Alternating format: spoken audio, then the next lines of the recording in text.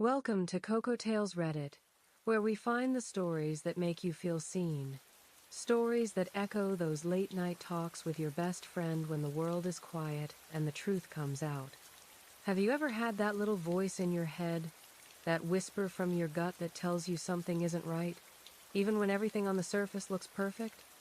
It's a feeling that's so easy to dismiss, to label as jealousy or insecurity, especially when you're trying so hard to be the cool girlfriend, the one who trusts completely.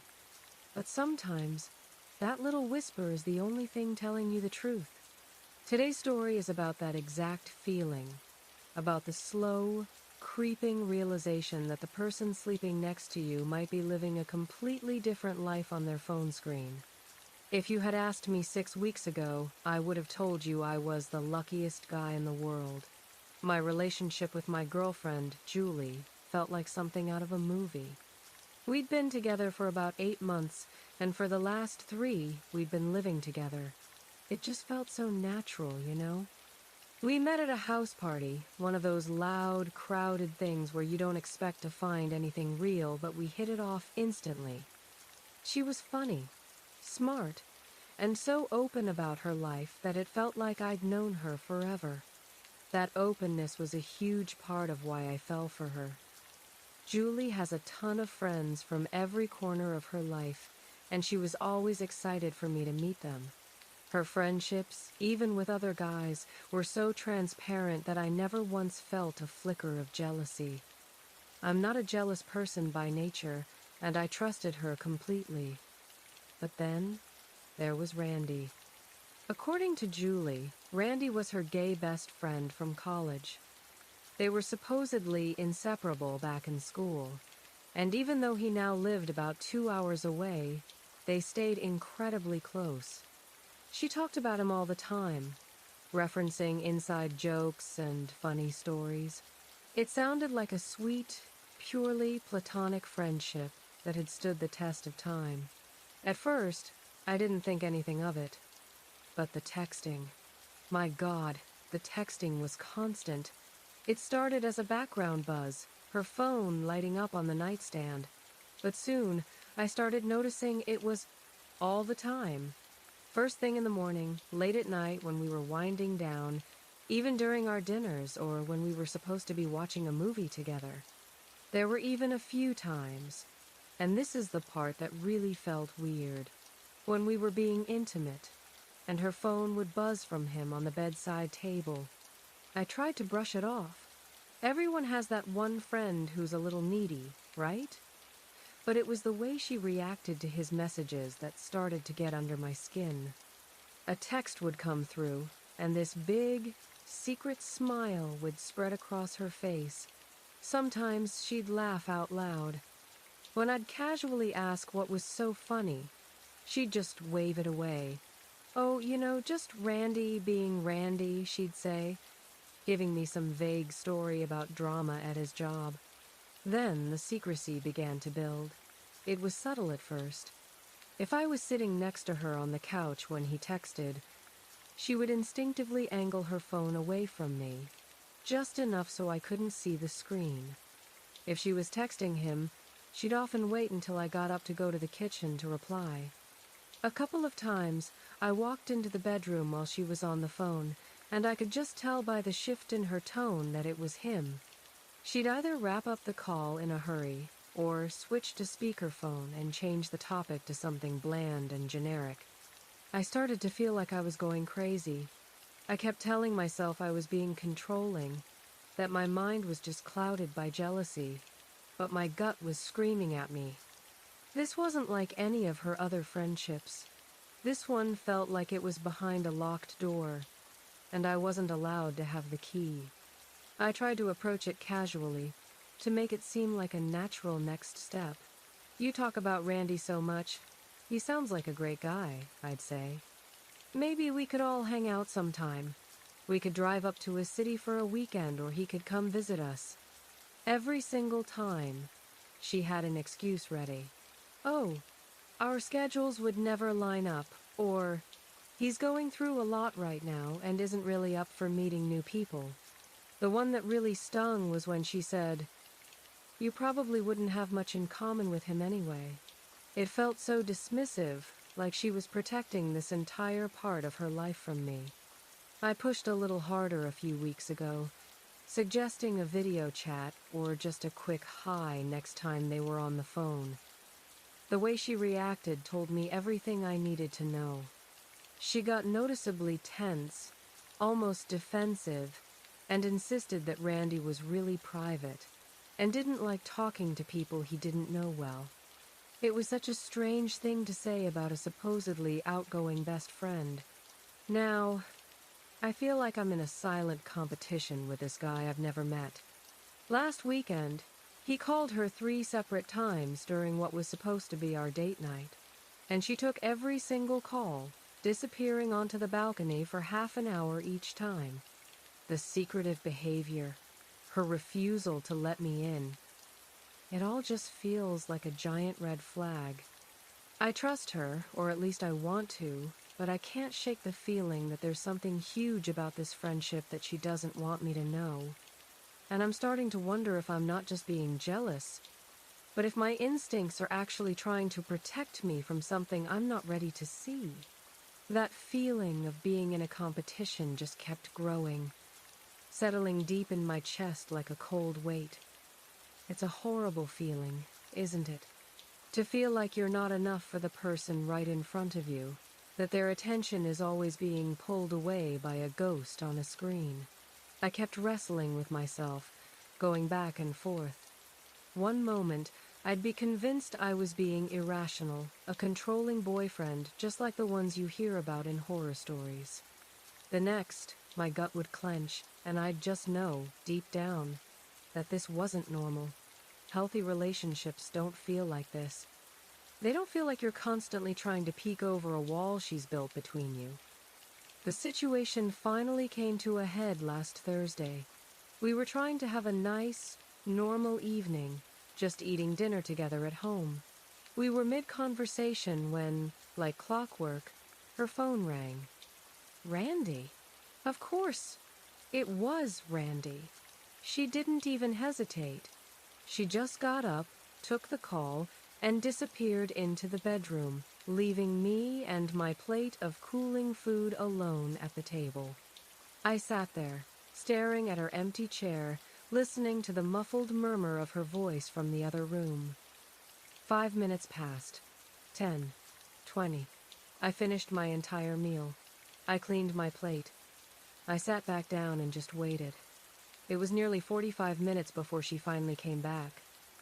The moment she walked into the room, I could tell something was off. She seemed flustered. Her cheeks were flushed, and she looked completely distracted. She sat down but barely touched her food. "Is everything okay?" I asked, trying to keep my voice even.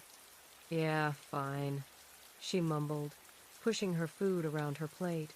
"Randy's just dealing with some stuff." And that was it. No details, no explanation for why she'd just abandoned our dinner for almost an hour. Just another vague, dismissive answer that made me feel like I was a stranger in my own home. That was my breaking point. I couldn't keep pretending this was okay. I took a deep breath. "Julie," I started, trying my best not to sound accusatory. "We need to talk about this. I'm feeling really uncomfortable with the secrecy around your friendship with Randy." I told her that I understood he was an important part of her life, but I couldn't understand why I was so completely shut out, why I wasn't even allowed to meet him. I made sure to emphasize that I trusted her, but the way she was handling this specific friendship was making me feel excluded and just weird. I thought that by being calm and framing it around my feelings, she might actually hear me. I was wrong. Her face immediately hardened. She got defensive, her voice sharp. "You're being possessive," she said, her eyes flashing. "I'm entitled to have private friendships. Not every single part of my life has to include you." The accusation stung, because it was the exact thing I had been fearing I was becoming. She even tried to turn it around on me, pointing out that I have friends she's never met. And yeah, technically that's true. But there's a universe of difference between the guys I play basketball with once a month and someone you have long, emotional phone calls with every single day. It was such a weak and unfair comparison that it just made me feel even more certain that something was being hidden. The conversation didn't end in a fight. Not really. It just fizzled out. We were left on opposite sides of a canyon of misunderstanding, both of us feeling frustrated and unheard. And since that night, things have only gotten worse. It's like, now that she knows I'm watching, she's even more careful, even more secretive with her phone. The wall between us has gotten higher. I'm so torn. Part of me keeps hearing this voice saying I'm being controlling, that I should just trust her and let it go. She's allowed her privacy, isn't she? But another, louder voice, the one coming from my gut, is screaming that this isn't about privacy anymore. This is about secrecy. All of her other friendships are out in the open, transparent and easy. Randy is the only one shrouded in mystery, and her fierce defense of that mystery is the biggest red flag of all. I can't shake the feeling that I'm standing on a trap door, and I'm the only one who doesn't know what's underneath. For weeks after that failed conversation, our apartment felt like it was filled with unspoken words. The air was thick with tension, and the silence was louder than any argument we could have had. Julie was more guarded than ever, and I found myself pulling away, building my own walls just to protect myself from the constant feeling of being on the outside looking in. I felt like I was losing my mind, constantly questioning if I was the problem. But the comments I'd read online, and the advice from my own friends, echoed in my head, trust your instincts. The secrecy is the real issue. I knew I couldn't keep living like that. The doubt was eating away at everything good we had. So, I decided to try one more time. But this time, I wasn't going to be tentative or beat around the bush. I needed real answers. I waited for a quiet evening, a moment when we were both relaxed and there were no distractions. I turned off the television and took her hand. "Julie," I said, my voice softer than I expected. "I need us to have a really honest conversation about Randy. The situation is starting to seriously affect how I feel in our relationship, and we can't keep ignoring it." I told her I'd been thinking a lot about what she said about privacy, and that I understood she was entitled to her own life. "But this doesn't feel like privacy," I explained. "This feels like a secret. It feels like you're actively hiding something from me, and if there's nothing to hide, then I just don't understand why meeting him is so off limits." I could see her getting ready to throw up her usual defenses, so I kept going. "I need you to be honest with me. Imagine if the roles were reversed," I said calmly. "If I had a female friend I texted all day, every day, and had long private phone calls with, but I refused to ever let you meet her or even say hi, wouldn't you find that strange? Wouldn't that make you feel like I was hiding something?" She started with her usual arguments, that I was being controlling, that I didn't trust her, but I didn't take the bait. I just stayed calm and kept bringing it back to transparency, not control. I told her this was about us, about the foundation of our relationship.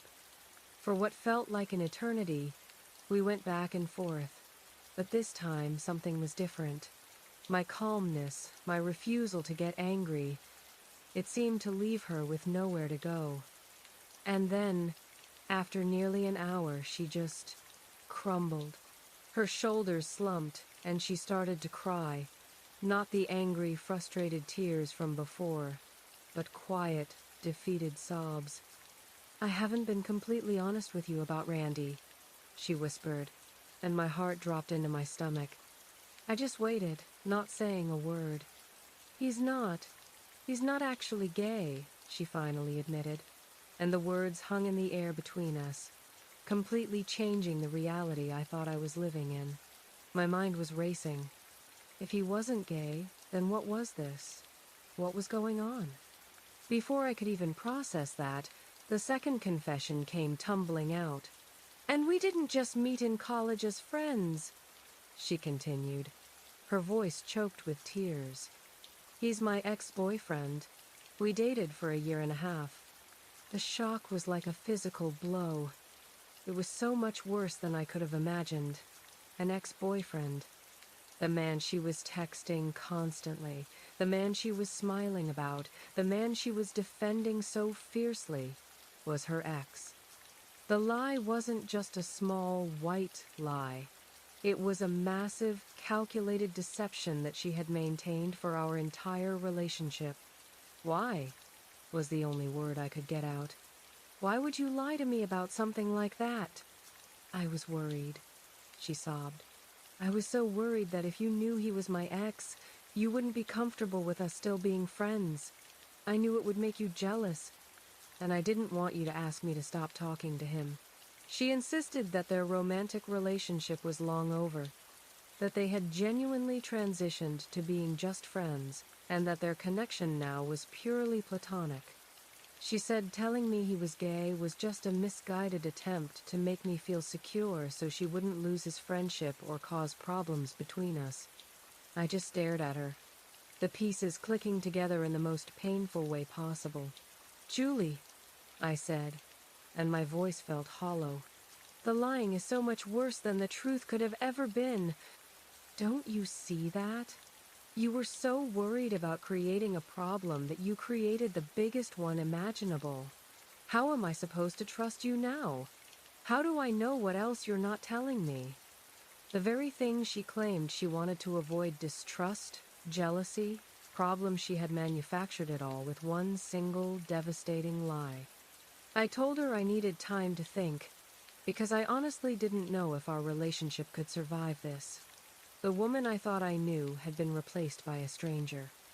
The days after her confession were heavy. I felt like I was walking through a fog, replaying every conversation, every secretive smile, every quick phone call through this new, painful lens. The lie was a poison that had seeped into everything, tainting all the good memories we'd built. The trust I had in her, that simple, easy trust that is the bedrock of any relationship, was completely shattered.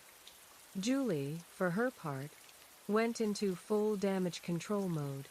She was relentlessly attentive, always checking in on me, bringing me coffee in the morning, suggesting our favorite takeout for dinner.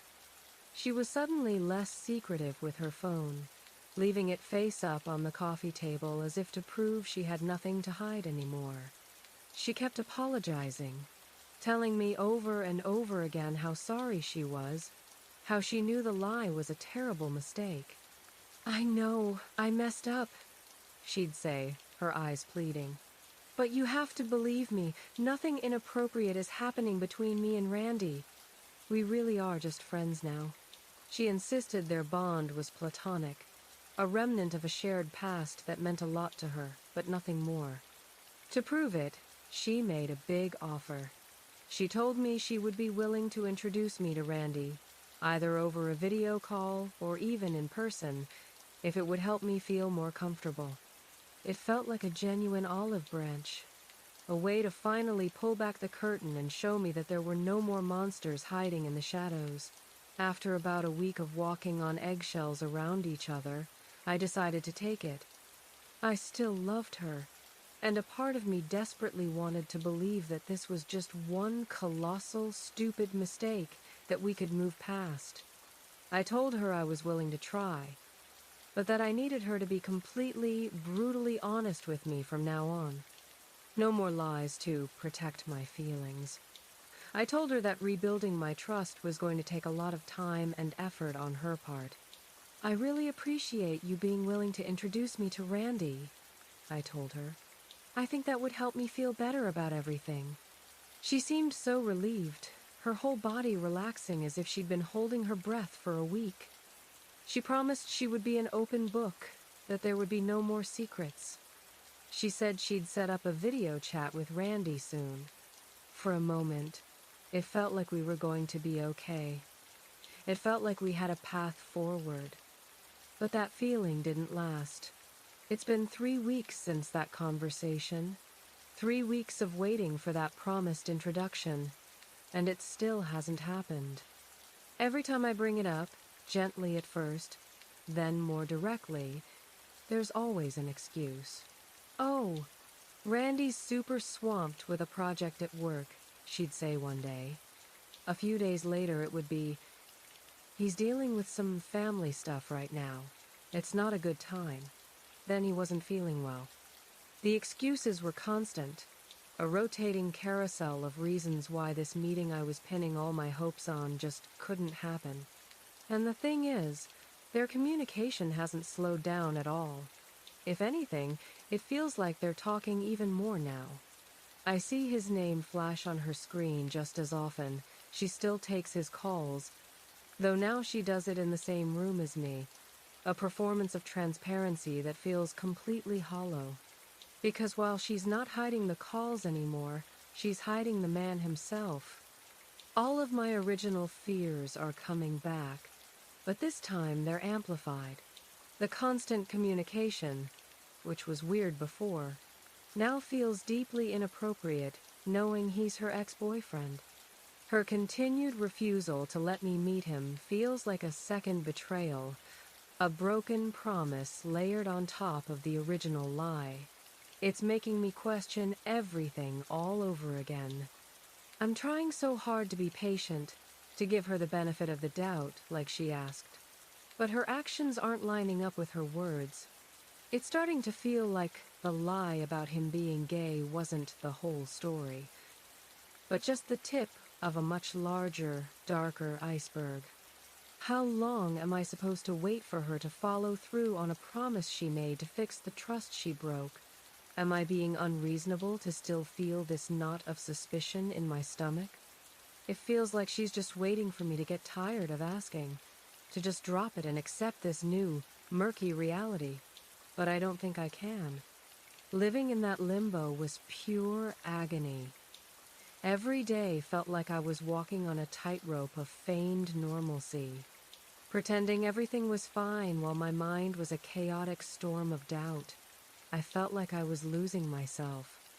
I was becoming the guy who overanalyzes every text, who listens too closely to the tone of a phone call.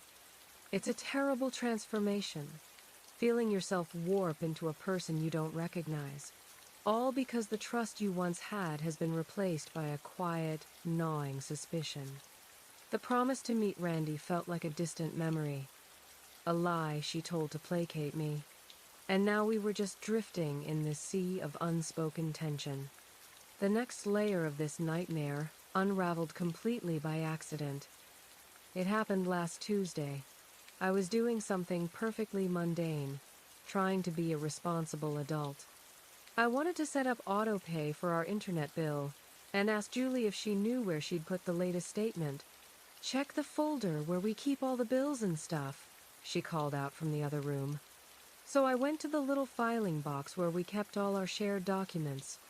As I was flipping through the files, my hand clumsy with frustration, I knocked over a thick stack of papers that was balanced on top. They scattered across the floor in a messy fan. I sighed, kneeling down to pick them up, and that's when I saw them. Several official-looking bank deposit slips had fallen out of a plain white envelope. Honestly, I wasn't trying to snoop, but they were right there, staring up at me. My eyes caught the numbers before my brain could even tell me to look away. Monthly deposits. Each for the exact same amount, $800. The depositor was listed as XYZ LLC, a generic company name designed to be anonymous. My blood ran cold. I stood up, the papers trembling slightly in my hand. It was one of those moments where your brain feels like it's moving in slow motion, trying to connect dots you don't want to connect. I knew what Julie made at her part-time job, around $2,200 a month. I also knew she was often tight on money, which was a big reason we decided to split our household expenses 50-50 each the first place. An extra $800 a month was a significant amount of money, and I had no idea where it could be coming from. A wiser man, a man in a healthier relationship, probably would have just put the slips back and asked her about it directly when she got home. But the trust between us was so corroded, so damaged by the first lie, that I couldn't. I had this horrible, sinking feeling in the pit of my stomach. I knew if I asked her, I'd just get another carefully constructed story, another half-truth designed to manage my feelings. So, I did something I'm not proud of. I opened my laptop, my fingers feeling like lead, and I Googled XYZ LLC. My heart was pounding in my ears. I felt like a detective in my own life, searching for a truth I was terrified to find. The search results loaded in an instant, and there it was. XYZ LLC was a small consulting company, and the owner, the sole proprietor listed on the business registration, was Randy, her ex-boyfriend. I just sat there, staring at the screen, the pieces of the puzzle locking into place to form a picture of betrayal that was so much more profound than I could have ever imagined. Her ex-boyfriend was sending her $800 every single month. This whole time, while I was agonizing over late-night texts and secret phone calls, there was a secret financial arrangement happening right under my nose. This wasn't just about a lingering friendship. This was something else entirely. I closed the laptop and waited for the sound of her key in the door, knowing that the conversation we were about to have would tear down whatever was left of the world we had built together. Waiting for her to get home was one of the longest hours of my life. I sat on the couch in silence, the deposit slips on the coffee table in front of me like a verdict. Every sound from the hallway made my heart leap into my throat. The trust was already gone, but this felt different.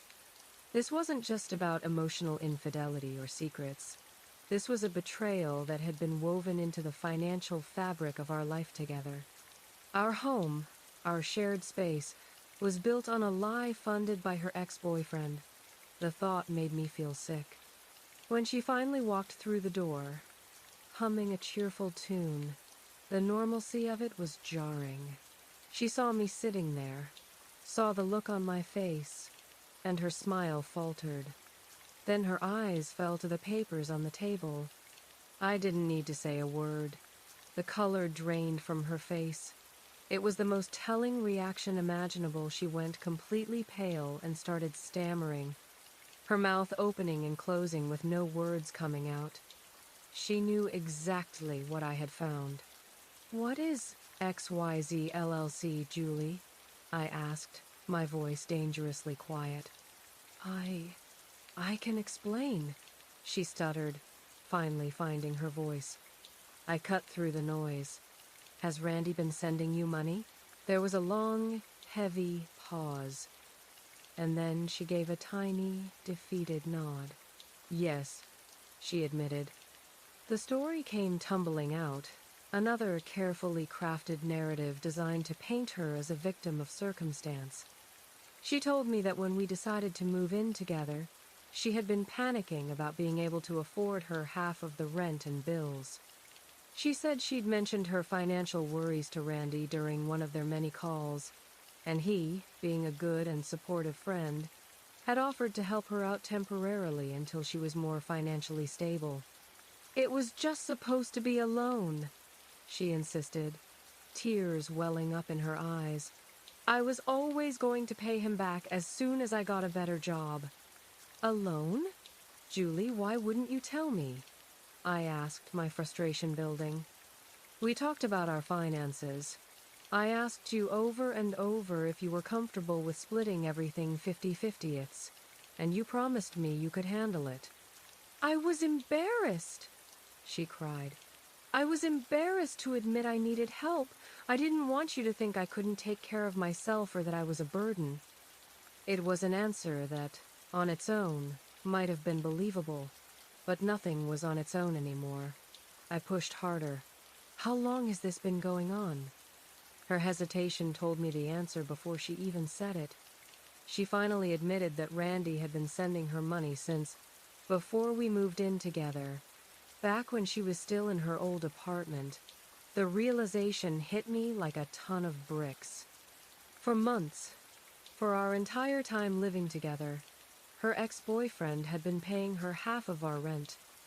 I had been living in a fantasy, thinking we were building a life as equal partners, when in reality, Randy had been financially propping up our relationship the entire time. I felt like such a fool. A new, horrifying thought crept into my mind. Does Randy know about me? I asked. Does he know that his money is paying for an apartment you share with your boyfriend? She became instantly evasive, looking away. He knows I have a boyfriend, she said vaguely, but the specifics of our finances aren't really his business. That answer wasn't good enough. That's not what I asked, Julie. Does he know you're living with me? I pressed. Finally, the truth came out.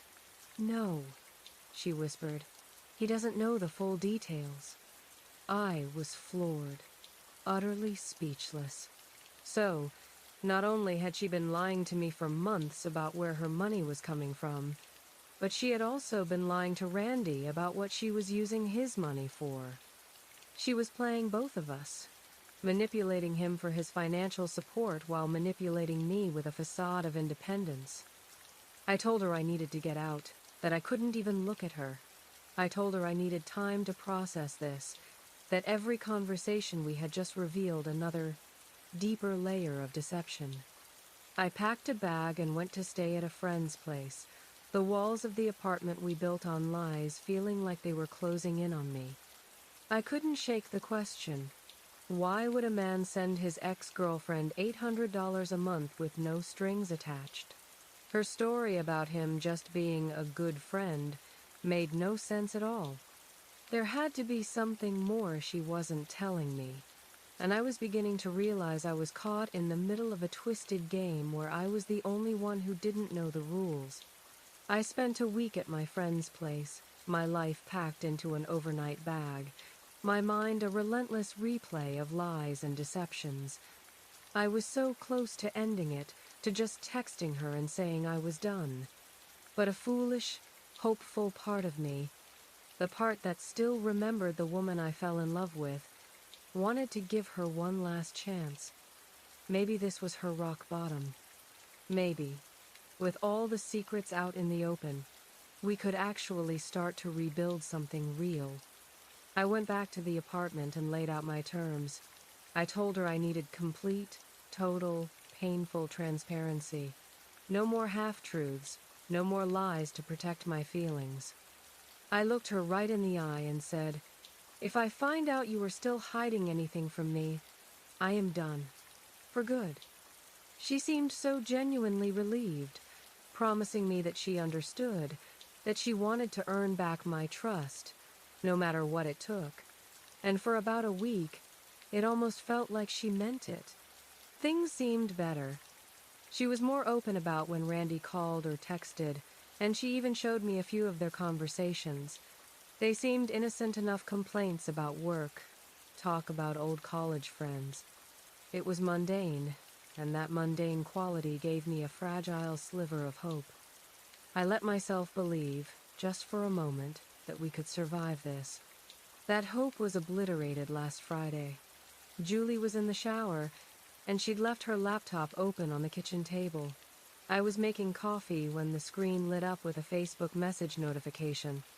I wasn't trying to read it, I swear, but the message preview was right there, impossible to ignore. It was from Randy, and what I saw made my blood run cold. The preview said, "Can't wait to see you next weekend. It's been too long since we've been together properly. I've been thinking about..."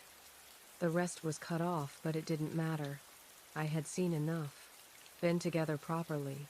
The words echoed in the silent kitchen. It wasn't the phrase of a platonic friend. It was the language of a lover. When Julie came out of the shower, wrapped in a towel, I confronted her. My voice was shaking. I told her what I saw and asked her what Randy meant by being together properly. Her face went completely white. She started stammering, giving me a pathetic, see-through lie about how Randy had been asking to visit, and she had only tentatively agreed, and hadn't mentioned it because she wasn't sure it was really going to happen. "Show me the rest of the conversation, Julie," I said. After a long, painful hesitation, she opened her laptop. What I read on that screen made me feel like I was going to be physically sick. The entire conversation was a landscape of her betrayal. It was clear that Randy was entirely convinced they were getting back together. He wrote about how much he missed her, how excited he was for them to finally figure things out. And her replies? They weren't shutting him down. They were encouraging him. She was being flirty, telling him she missed him too, that she was excited to see where things go. But the final, devastating blow came from a message from Randy that read, "I know you're still seeing the guy casually, but we both know what we have is special. I'm ready to make this work for real this time." And Julie's response, "I know it's complicated right now, but I think about us all the time. We just need to figure out the logistics." I looked up from the screen, my heart a dead weight in my chest. She had been playing a long game with both of us. When I asked her point blank if she wanted to be with him, she started crying, saying no, but that she didn't know how to tell him without losing his financial support. She admitted it. She had been stringing Randy along, letting him believe they had a future, just so he would keep sending her money. I felt a cold, hard anger replace the hurt. I looked at her and asked one final question. "Are you willing right now to call Randy, tell him the truth about us, and stop taking his money?" She hesitated. That hesitation was everything. She wasn't willing to give up his money, even if it meant she had to keep lying to both of us. "I'm done," I said, my voice flat. "I can't be with someone who is capable of this. You've been manipulating him for money and lying to me about everything." I packed my things again, but this time I knew it was for the last time. As I left, I felt a strange pang of pity for Randy. He had no idea the woman he was trying to win back was using him to fund a life with another man she was also betraying. The finality of that last departure was absolute. There were no more chances, no more threads of hope to cling to. I was officially done, staying at my friend's place and trying to figure out how to untangle my life from hers. My friends were probably sick of hearing about the drama, but I couldn't stop thinking about it. I even wrestled with the idea of reaching out to Randy myself. He was being manipulated, and part of me felt he deserved to know the truth. But another part of me just wanted to walk away from the whole toxic mess and never look back. Apparently, the universe had other plans. Last Saturday, I went back to the apartment to start gathering more of my things. I picked a time when I knew Julie would be at work, hoping to avoid another tearful, manipulative confrontation. I was in the bedroom, packing clothes into a box, when I heard a knock on the front door. I ignored it, figuring it was Julie home early or maybe one of her friends. But the knocking was persistent, and then a man's voice called out, clear as day. "Julie? Are you home? I wanted to surprise you." My stomach plummeted. It had to be him. It had to be Randy. I found myself in the most absurd, awkward position imaginable. I could hide in the bedroom like a coward and wait for him to leave. Or I could open the door and finally meet the man who had been unknowingly funding my life for the past several months. A bitter, dark curiosity won out. He deserved to know what was going on. I opened the door, and there he was. A tall, well-dressed guy holding a massive bouquet of flowers and an expensive-looking bottle of wine. He looked from my face to the moving boxes and back again, his confident smile faltering into confusion. "Is Julie home?" he asked. "She's at work," I said. I took a steadying breath and then dropped the bomb. "I'm her boyfriend." To watch his face was devastating. The confusion morphed into shock, which then collapsed into a deep, profound hurt. It all happened in about 3 seconds. Her boyfriend? He repeated, stunned. She told me she was just casually seeing someone, that it wasn't serious. I invited him inside. For the next 2 hours, the two of us sat in the living room that both of us had paid for and pieced together the full, ugly tapestry of Julie's lies. He told me she'd been saying she missed their relationship and was planning to move to his city to be with him. She had been painting me as a casual fling she was trying to get rid of. The worst part? He told me she had been planning to break up with me this very weekend, so they could spend the time reconnecting and planning her move. I told him my side, that we had been living together for months, building what I thought was a serious future, all while his money was paying for our shared expenses.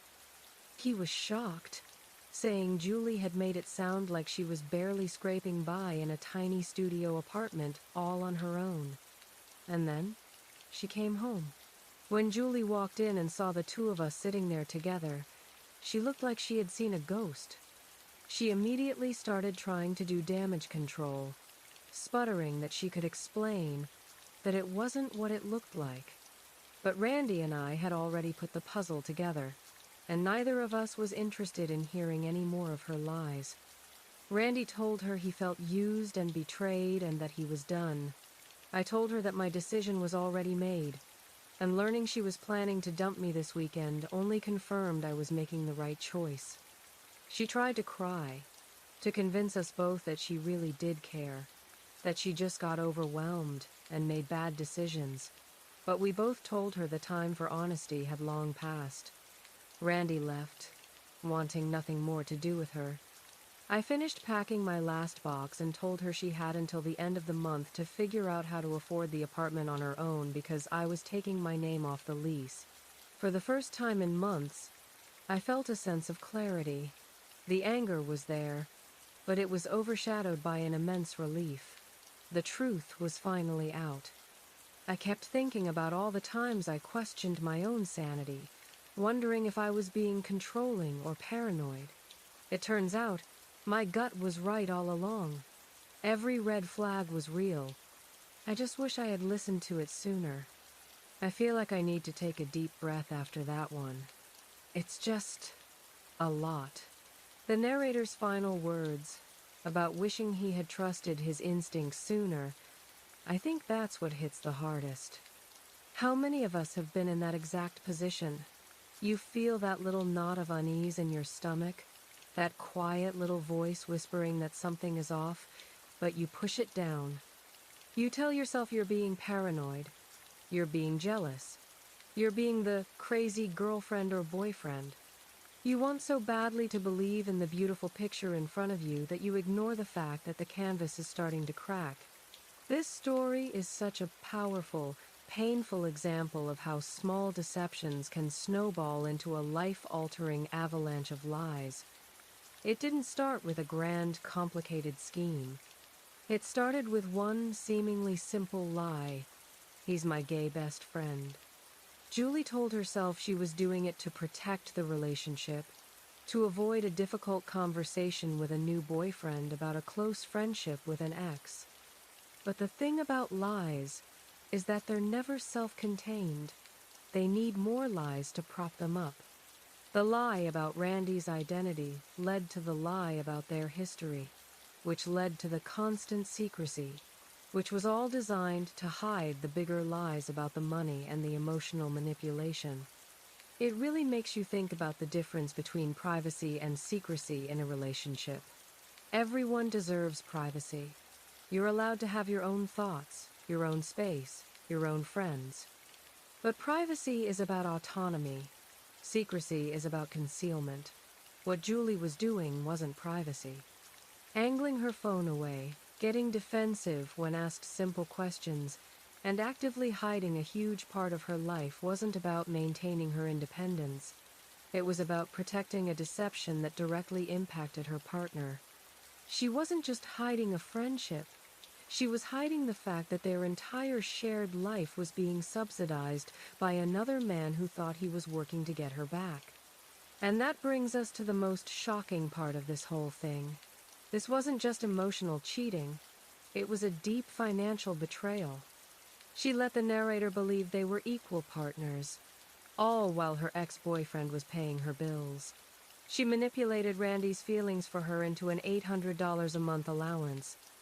It's just so incredibly calculated. But now I want to turn it over to you guys. I have so many questions swirling in my head, and I need to know what you think. What do you believe was Julie's true motivation? Was she a cold, calculating manipulator from the very beginning?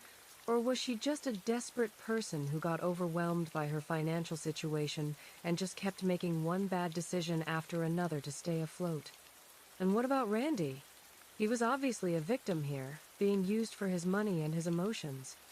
But I have to ask, is giving your ex-girlfriend that much money every month? No questions asked? Just being a good friend?